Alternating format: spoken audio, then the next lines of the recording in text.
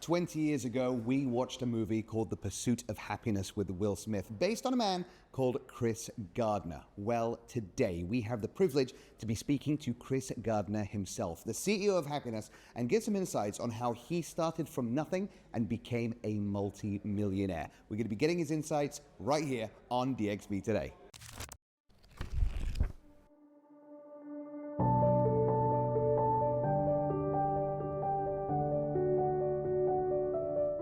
"20 years, Ferris. Who knew?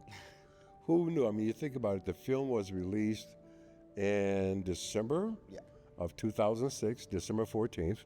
So we're right now beginning this global birthday party, this global celebration of this whole idea of pursuing happiness globally. And I couldn't think of a better place to start than right here in the UAE. So I'm honored to be here with you on Dubai One. So thank you. Life is not fair. Accept it and deal with it and prepare yourself to always create your own opportunities. Don't wait for opportunities, create your own opportunities. I'm often asked, what is worse, not getting the opportunity or not being prepared? My response will always be not being prepared, because the truth of the matter is we never know when, how, or where an opportunity will show up. But the level of preparation, we can control that. I came from a family and had a mother that told me that, son, you could do or be anything, and I believed it. And prior to my mother saying those words to me, she had to say them first to herself.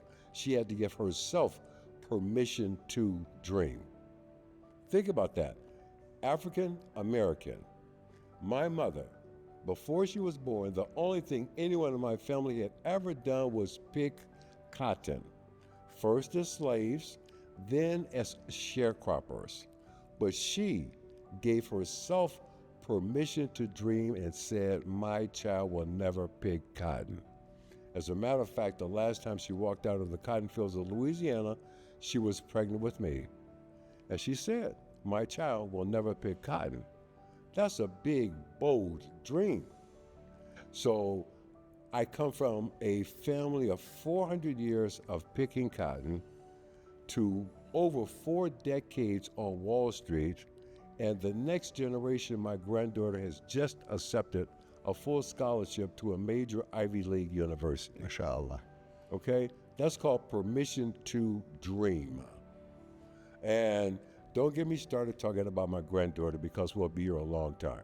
Well, we wish we had all the time in the world, but I do want to know, I know that you had a moment, you've spoken about this before. Tell us about the red Ferrari and what that moment meant to you. That car just represented options, but the most important thing about that car you're referring to were the 2 questions I asked the gentleman who was driving the car, which were, what do you do and how do you do that? And I challenge young people today. I asked them the new 2 questions. If you could walk through a door tomorrow morning and be doing anything in the world, what would it be? What would it look like? What would it smell like? What would it taste like? Engage all your senses, and then ask yourself the second question. What did I do today to make tomorrow happen? Absolutely, because I love your attitude to the red Ferrari. You saw someone driving a car that you dreamed of, and a lot of people might have some resentment towards the person. Maybe it was daddy's money, maybe he had privileges I didn't have. You asked, what do you do for a living and how can I do that? And now I believe you are the current owner, or at least the former owner, of not just a red Ferrari, but Michael Jordan's red Ferrari. Tell me about that achievement. Well, let me say this. As a young guy, you're going to go through that phase in your life where a car, a toy is important. I went through that phase. I got in trouble with cars recently. My granddaughter just turned 17, which means she now drives and wants a car. And I got in trouble with her parents because I said to her, fine, we'll just go down into the garage Papa's got a few cars that he's not driving. You just pick one and you take it and fine. She would pick the purple turbo Porsche. Yeah, she would. She would. Kid in a candy store. Her parents went ballistic.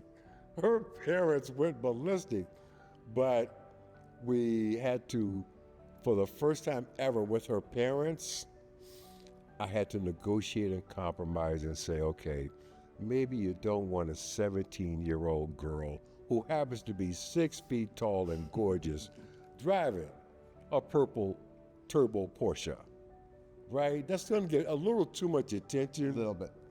So we got her a Toyota.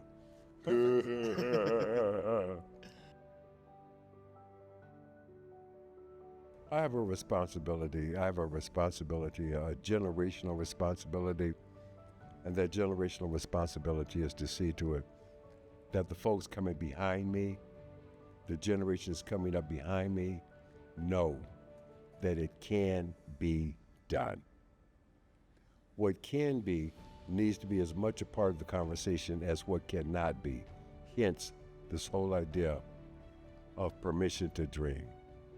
And I've got to tell you, I'm tremendously proud that 2 of my books, The Pursuit of Happyness and Permission to Dream, have both been published in Arabic by Kalimat in Sharjah, Sheikh Badur.